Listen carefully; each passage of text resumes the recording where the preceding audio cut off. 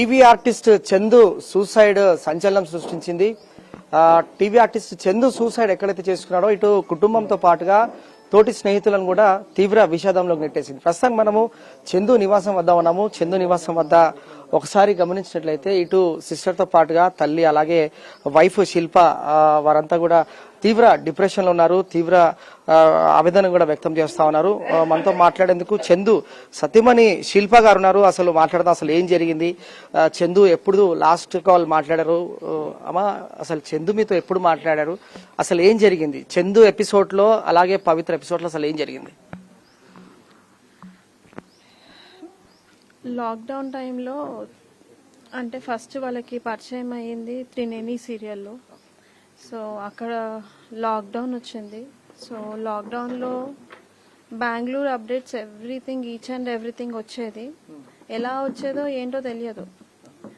But Bengaluru నుంచి అన్ని A to Z updates కన్నా ఇట్లా ఉందంట బెంగళూరులో పొజిషన్, ఆర్టిస్టులు రావడానికి ఇట్లనంట కన్నా ఇట్లనంట అనేసి చెప్పేవాడు.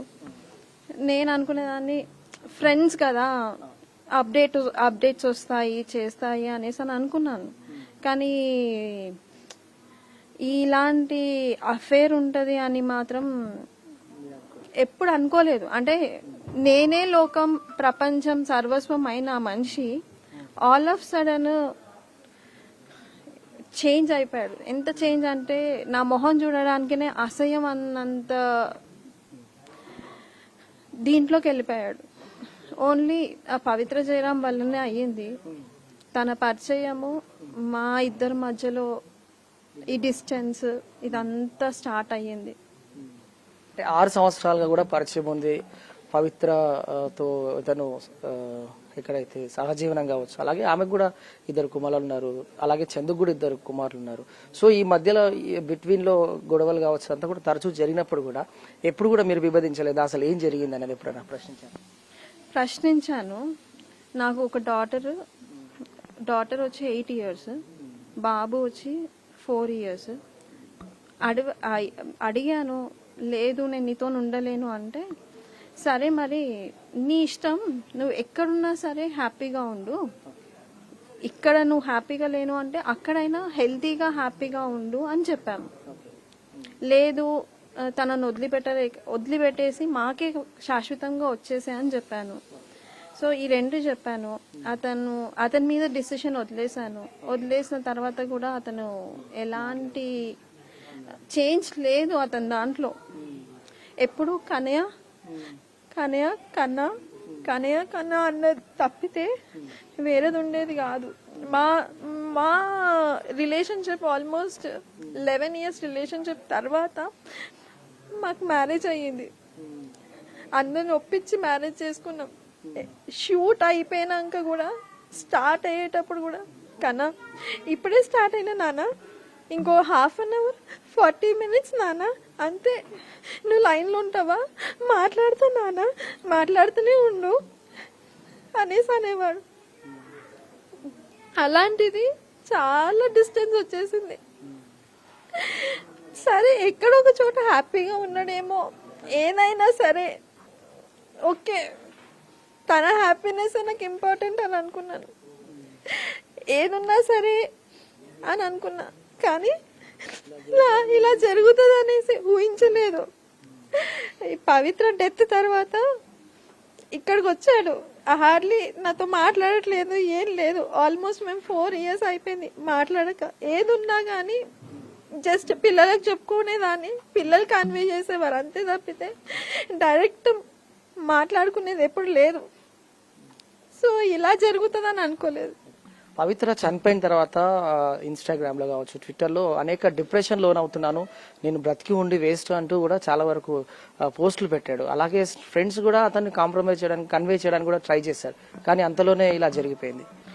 మేము చెప్పాము యాక్చువల్గా నిన్నే, అంటే డే బిఫోర్ ఎస్టర్డే అందరిలో కూర్చోబెట్టి కూడా చెప్పాను, అయ్యింది జరిగిపోయింది, ఇంకా నేను దాని గురించి డిస్కస్ చెయ్యను, వదిలేసేయి, పిల్లల కోసం నువ్వు ఉండు. నాకు మదర్ లేదు, మా మదర్ పాస్ అవ్వి 5 years అయ్యింది, నాకు తెలుసు ఆ పెయిన్ ఏంటో, అందుకని వద్దు ప్లీజ్ ఈ పిల్లల కోసం ఉండు అన్నట్టు నేను చెప్పాను, 10 మందిలో చెప్పాను. నేను ఎందుకు చేస్తాను, నేను చాలా ధైర్యంగా ఉంటా, నేనేం చావాను, నేను ఎందుకు చేసుకుంటా, పిల్లలను చూసుకోవాలి కదా అనేసి అని అన్నాడు. కానీ ఆ మాట అన్న వితిన్ 24 hours లోపే ఇది జరిగిపోయింది. మీకు ఎప్పుడు ఇన్ఫర్మేషన్ వచ్చింది? అలాగే మీరు చందు ఫ్రెండ్స్ కి ఏమైనా కాంటాక్ట్ అయ్యారా? అక్కడికి ఎవరు వెళ్ళారు? మీకు ఎప్పుడు ఇన్ఫర్మేషన్ వచ్చింది? యాక్చువల్ గా తను మార్నింగ్ 9 o'clock ఇంట్లో లేడు, అసలు ఇంట్లో ఉండట్లేదు.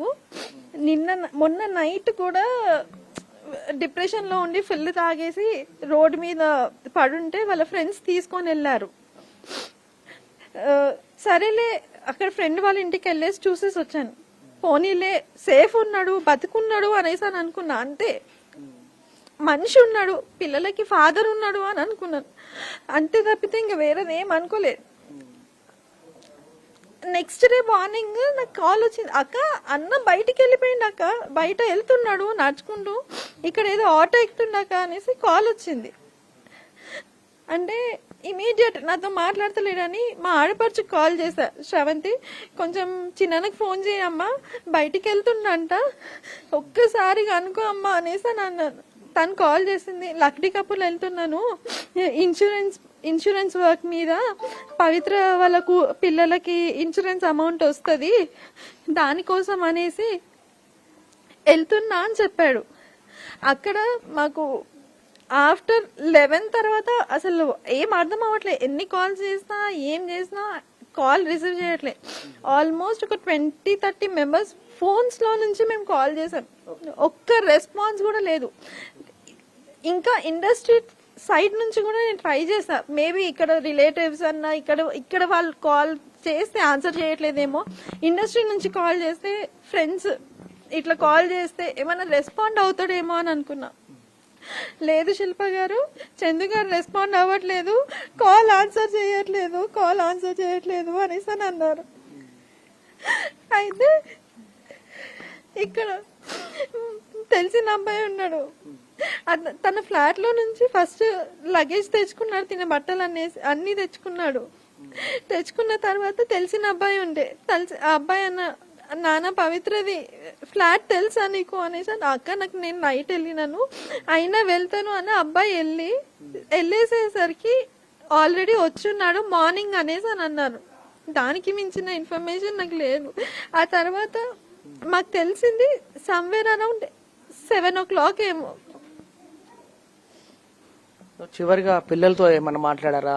నిన్న మధ్యాహ్నము అపార్ట్మెంట్ ఫ్లాట్ కి వెళ్ళారు, పవిత్ర అపార్ట్మెంట్ కి, తర్వాత కాంటాక్ట్ లోకి ఎలా రావడం? లేదు పిల్లలతో అస్సలు మాట్లాడలేదు. వచ్చాక అతను చాలా డిప్రెషన్ లో ఉన్నాడు. సో ఒకటే మాట్లాడాడు అమ్మాయితో, పాపతో, నాన్న నీకు తెలుసా పవిత్ర ఆంటీ చనిపోయింది అనేసి అని అన్నాడు. తెలుసు నాన్న అనేసి పాప అనింది, అంతే, తర్వాత ఏం లేదు. తీవ్ర ఆవేదన వ్యక్తం చేస్తా ఉన్నారు. చందు సూసైడ్ అనేది ఇటు కుటుంబాన్ని ఎంతగానో విషాదంలో నెట్టేసింది. వారి సిస్టర్ శ్రవంతి గారు ఉన్నారు, వారితో కూడా మాట్లాడదాం. అమ్మా, చందు మీతో ఎప్పుడు మాట్లాడారు? లాస్ట్ చివరి కాల్ మీకు ఏం చెప్పాడు? అసలు ఏం జరిగింది? అసలు లాస్ట్ నాకు 9:38కేమో కాల్ చేశానండి. నేను మా అన్న ఇంటికి రావట్లేదు ఇంకా అనేసి 9:38కి కాల్ చేస్తే, నేను లేదమ్మా, నేను పవిత్ర తను చనిపోయింది కదా, తన కోసం ఆ పిల్లలకి పాపం ఇన్సూరెన్స్ చేపిద్దామని నేను వెళ్తున్నాను అంటే, ఎప్పుడు వస్తావన్నా అని అన్నా. నేను ఎప్పుడు వస్తావంటే, లేదమ్మా పని అయిపోయినాక వచ్చేస్తా అన్నాడు. అదే లాస్ట్ టాక్ అండి, అంతే. ఇంకా అంటే ఆ డిప్రెషన్ లో ఉండి ఆయన ఇచ్చేసుకున్నాడో ఏమో అండి. మా అన్న మాత్రం ఇప్పుడు మాకు లేడు కదండి. ఇప్పుడు ఎన్ని చెప్పుకున్నా మా అన్న మాత్రం మాకు లేడు కదండి, రాడు కదండి.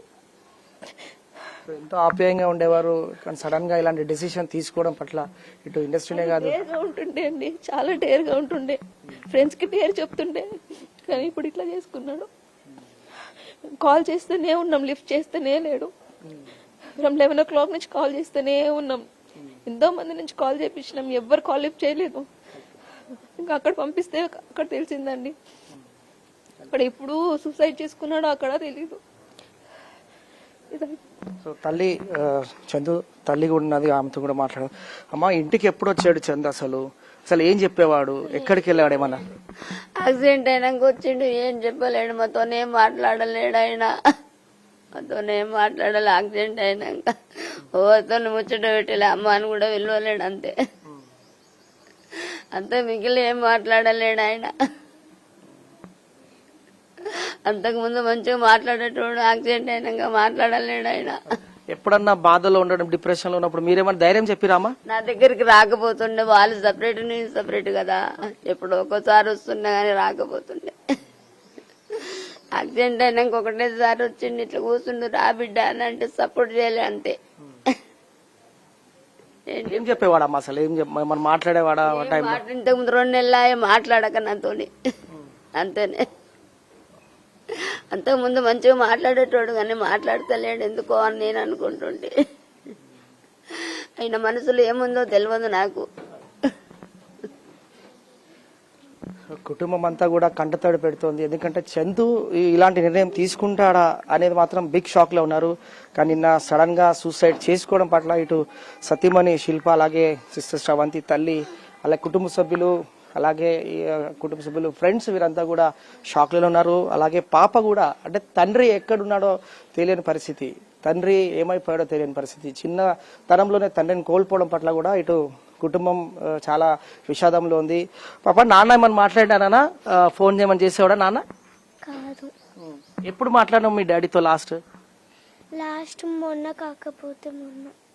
ఏమని ఫోన్ చేశాడు, ఏం మాట్లాడమ్మా? హలో నాన్న, ఏం చేస్తున్నావు? అమ్మని మంచిగా చూసుకోవాలా, తమ్ముడిని బాగా చూసుకో, బాగా చదివియాలా, బాగా చదువుకో, బాగా చెప్పారు. నిన్న ఏమన్నా మాట్లాడా డాడీ నీతో?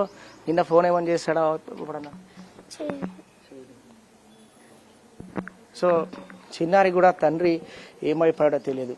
ఓవైపు తల్లి, అలాగే చెల్లి, అలాగే కూతురు, కుటుంబం అంతా కూడా బిగ్ షాక్ లో ఉన్నారు. ఒక విషాదంలో మునిగిపోయిందని చెప్పాలి. చందు సడన్ గా సూసైడ్ చేసుకుంటాడా అనేది మాత్రం ఇప్పటికీ జీర్ణించుకోలేని సిచ్యువేషన్ లో ఉంది కుటుంబం. ఏది ఏమైనా కూడా ఇటు నార్సింగ్ పోలీసులు కూడా అనుమానాస్పద వృత్తిగా కేసు నమోదు చేసుకుని దర్యాప్తు కొనసాగిస్తున్నారు. పవిత్రతో వివాహేతర సంబంధం, ఆ తర్వాత వీరి లివింగ్ రిలేషన్ కావచ్చు, కుటుంబాన్ని ఎడబాపిందని చెప్పాలి ఈ రిలేషన్ అనేది. కుటుంబ సభ్యులు కూడా చందు మారుతాడని ఎంతగానో ఎదురు చూశారు ఆశగా. చందు ఇంటికి రావాలని కానీ ఎంతగానో కుటుంబ సభ్యులు కూడా తప్పించారు. కానీ చందు మాత్రం తీవ్ర డిప్రెషన్ లో వెళ్ళాడు. పవిత్ర యాక్సిడెంట్ తర్వాత తను పవిత్ర నివాసం ఉంటున్న అపార్ట్మెంట్ లోకి నిన్న మధ్యాహ్నం వెళ్లి సూసైడ్ చేసుకున్నాడు. సూసైడ్ చేసుకున్న తర్వాత కుటుంబ సభ్యులకు విషయం తెలిసింది. విషయం తెలిసిన తర్వాత పోలీసులకు విషయం చేరవేశారు. ప్రస్తుతం అయితే చందు డెడ్ బాడీ ఉస్మానియా మార్చురి వద్ద ఉంది పోస్ట్ మార్టం అనంతరం. పోస్ట్ మార్టం తర్వాత అంత్యక్రియలకు ఈ సమీపంలో ఉన్న బన్సిలాల్పేటలోనే అంత్యక్రియలు కూడా జరిగే అవకాశం కనిపిస్తుంది. చందు మృతి అనేది కుటుంబాన్ని తీవ్ర విషాదంలో నెట్టింది. ఏదైనప్పటికీ వీడియో జర్నలిస్ట్ రాకేష్ తో కిరణ్, ఎన్టీవీ, హైదరాబాద్.